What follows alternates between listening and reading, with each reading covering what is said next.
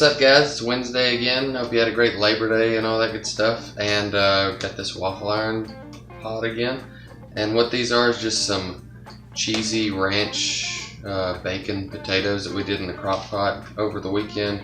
And I'm just gonna cram them in the waffle iron in hopes of having like some covered in chunked hash brown kind of things going on.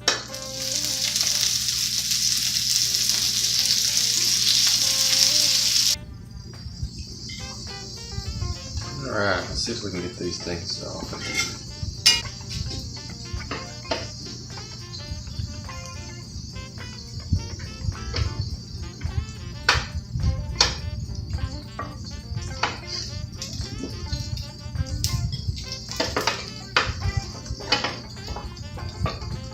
While those were cooking in there, I went ahead and fried an egg up over easy.